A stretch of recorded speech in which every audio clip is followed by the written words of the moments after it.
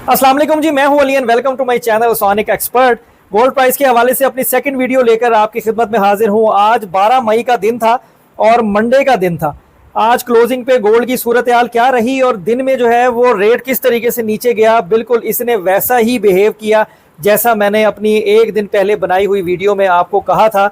और अल्लाह का लाख लाख शुक्र है कि अल्लाह ने जो भी इंफॉर्मेशन मुझे जिस भी ज़राए से दी मैंने आप तक पास ऑन की और वो वैसी ही हुई, तो इसमें भी अल्लाह ताला का शुक्र है सबसे पहले।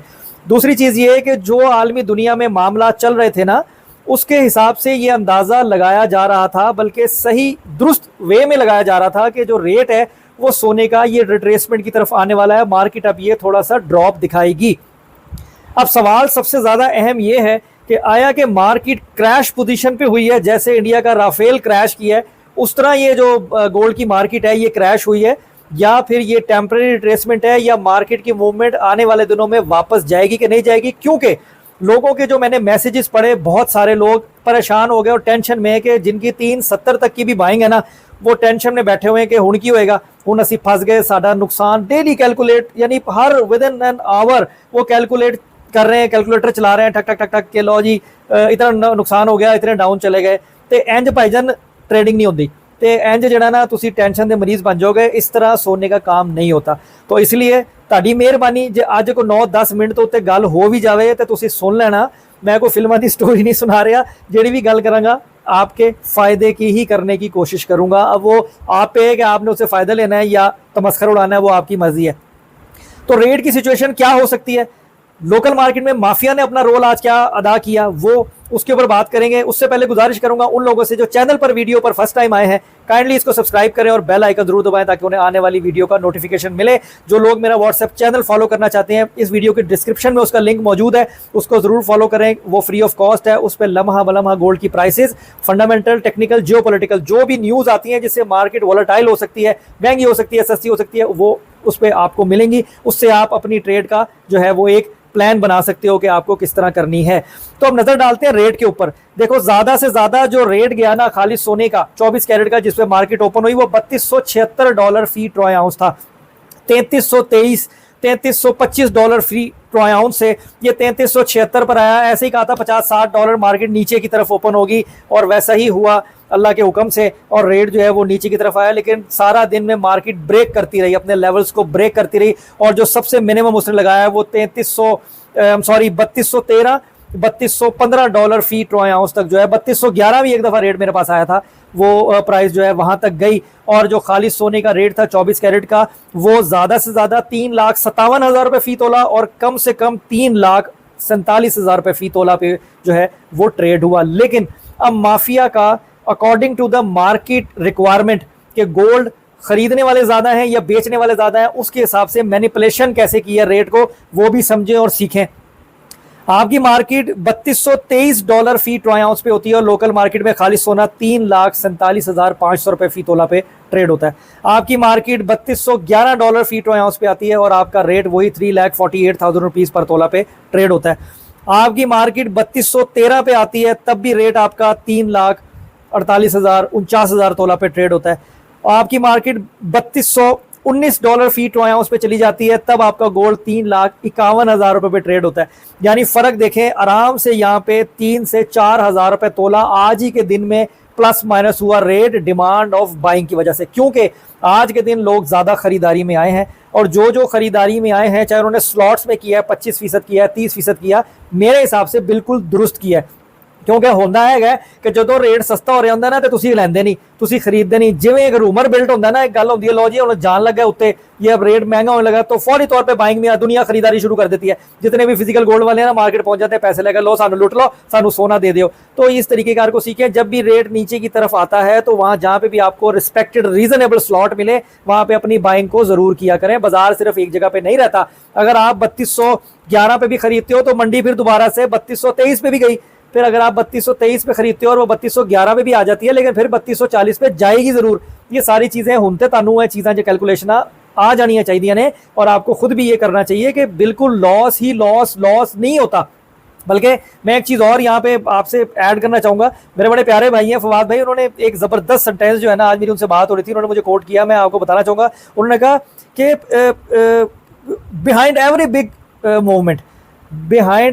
Big movement is a quite preparation. अब इस बात को समझें कि जब भी कोई बड़ी मूवमेंट हो, जैसे चाइना और अमेरिका के माबैन टैरिफ को लेके एक सोल्यूशन तय पाया है 90 दिन के लिए, कि वो मेरे ख्याल में काफ़ी एक परसेंटेज उसकी वेव कर दी गई है, जिससे तिजारती मामलात को तकवीत मिलेगी। और इसलिए अमेरिका की स्टॉक्स भी आज ऊपर थी और सोना जो है वो नीचे था, जो कि मेन रीज़न बनी टैरिफ की जो है वो सेटलमेंट होने के बाद सोना जो है वो नीचे हुआ। बाकी क्रिप्टो आपका ऊपर है, बाकी स्टॉक्स भी हैं यूएस के, वो भी बढ़े, जिसकी वजह से सोना सस्ता हुआ।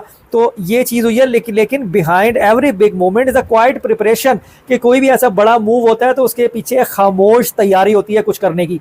अब 90 दिन के बाद क्या होना है, बात किस तरफ जाती है, यानी 3 महीने की बात है ना, सोना किधर भागेगा, ये ट्रेड का सूरत हाल क्या रहती है, ये किसी को नहीं पता। तो वक्त जब आएगा तो पता लगेगा। इसलिए ये बात बड़ी ज़बरदस्त उन्होंने की और मुझे बड़ी पसंद आई, इसलिए मैंने आप लोगों से इसका जिक्र भी किया। उसके अलावा एक और चीज़ मैं ऐड करना चाहूँगा कि अगर मार्केट ऊपर जाती है या मार्केट नीचे जाती है, आपको टेंशन लेके कान धरने की ज़रूरत नहीं है। आप रिलैक्स होकर अपनी ट्रेड को इन रेट्स के ऊपर प्लान करने की कोशिश करें। और वो लोग जो 370, 380 या 375 की बाइंग में बैठे हुए हैं, उनको भी परेशान होने की ज़रूरत नहीं है। ये मार्केट नुकसान नहीं देती, सोना वापसी मौका आपको ज़रूर देगा। ये टैरिफ वजह नहीं बनेगी, वजह कुछ और भी बन सकती है, और दुनिया में 100 मामलात हैं, इसलिए टेंशन लेने की ज़रूरत नहीं है। सोना कोई क्रैश होने नहीं जा रहा।